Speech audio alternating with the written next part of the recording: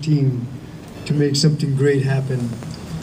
I'm honored, first of all, to be able to, I want to be able to congratulate all the inductees that actually got their awards today. More than well deserved, and I'm honored that I can be under the same roof, getting this with them. So this is something I know, I always say, pictures tell 1,000 words, because what I'm taking is my memory. I'm not taking anything out but my memories. And this is what's important to me. I want to thank, the martial arts histories of Hall of Fame, and truly, I go back when you're talking about the history of the art.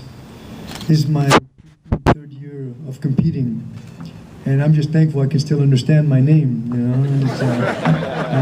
It's important that truly I lost my memory on my cell phone, because I have everything. If I lost my cell phone, I lost my memory. I tell you, I used to have a great memory until my cell phone came around. But I'm definitely, what I like to do is really, I like to share this with my wife and my daughter. Could you both come up here, please?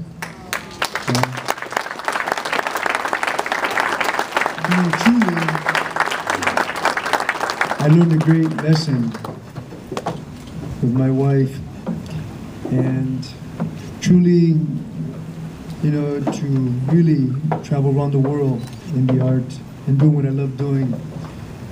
But my wife always humbles me, because I know wherever there's a strong person, I would look at the wife, because I know the wife is strong behind them.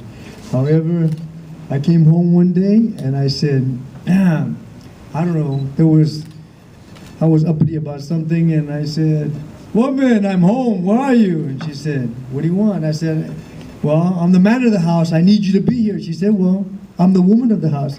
I said, No, I'm the head of this house." She said, "Well, I'm the neck that turns it." I said, "Wait a minute, I wear the pants of this house." And she says, "Yeah, well, I pick your colors." And I said, "But you know what? I'm stronger than you are." She said, "You're no good while you're asleep." So I started 1 year, I figured, okay, all right, it's time for negotiation now here. But truly, I had some great teachers in my life, in my family. I come from a fighting family, and my mother was very internal, Native American, very internal. My father was very external. I go in the living room, he'd be watching boxing, I sit down, he'd slap me in the head, and I'd just jump in and he'd say, "Watch this!" And then I go in the kitchen, my mother would hug me and say, "Forgive him, that's how he's sharing his love." So I had a really good balance, the yin and yang balance. And so at the same time, I really have to admit that, we sometimes externally, we work so hard at it, but sometimes the internal is sometimes what we miss. I was very lucky to compete in the late 50s. And as you know, judo was very big in the 50s and 60s. And the other arts was not so much talked about. But when I started taking judo in 60, I started Kimpo Karate in 63, and the rest, the word, because you can always tell a warrior. Most of you know, senseis out there, that a mark of a strong warrior back in the 60s was tape around the 2 toes and tape around the knuckles. That's all it was. And you can always tell a warrior that he came to actually compete and share. But there was a code of honor back then. The code of honor was the Bushido heart, between warriors. And so 73s came in, and then full contact karate came in, and it started to change. I recognize it started to change between full contact karate and the martial artists, because the word kickboxing was born in 75. Because everybody got tired of saying, "Well, what does you mean full contact karate? You're kicking and you're boxing?" And finally he said, "Yeah, exactly what it is." But really, the first rude awakening, when they said I was a world champion, And I said, how can I be a world champion? I haven't gone to other countries. I haven't been nowhere. How can I be a world champion? So they said, so my brother Arnold and Howard Hansen started the WKA, the World Karate League. And they said, okay, you want to fight Muay Thai? You know? And I said, yeah, I'll fight him. No problem. And, you know, and they said, okay. But truly, I had no idea Muay Thai was a style. I thought that was his name.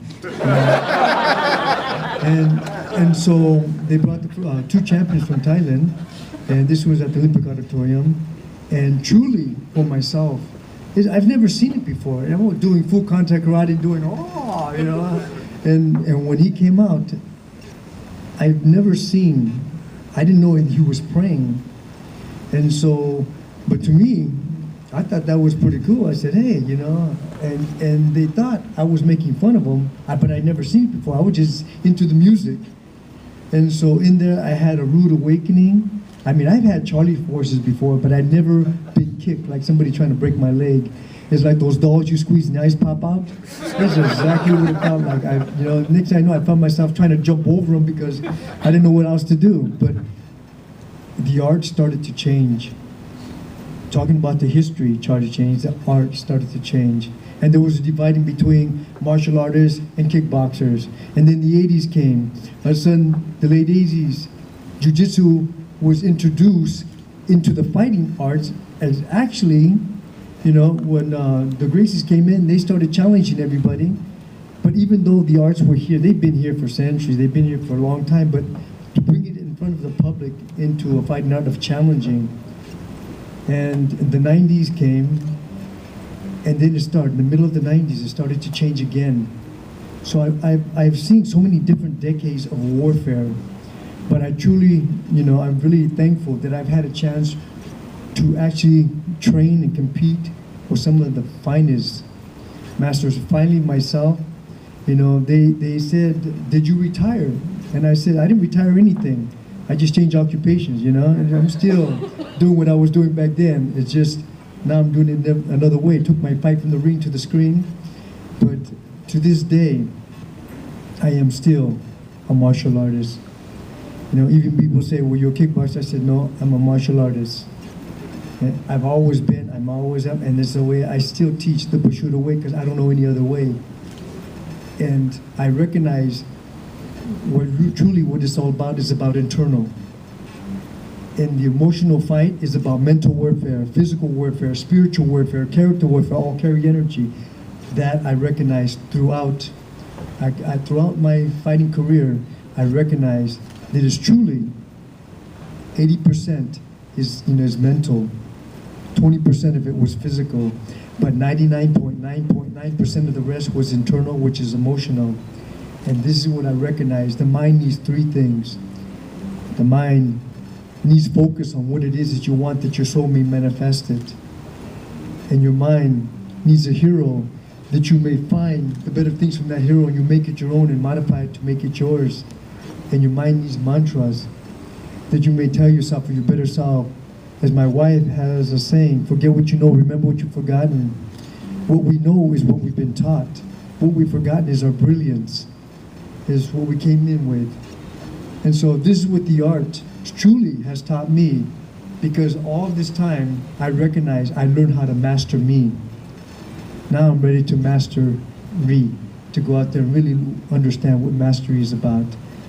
I just learned after all these years how to master myself. And so in that, I'm passing on to others the art, okay? And the art of war is truly, it's about ourselves first. Is being able to be good to ourselves. Okay? Because again, if you don't do it for the love of it, it's for the wrong reason. And I recognize that. So I'm truly thankful, okay, for this award, and I'm thankful for all these great masters I see out here that you've earned. Thank you for being under the same roof that I've been able to share this with all of you.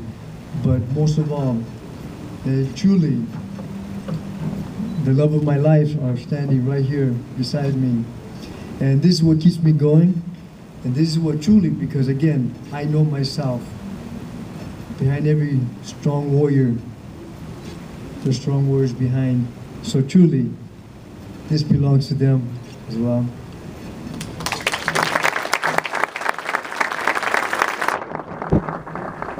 Would you like to have something to say to it?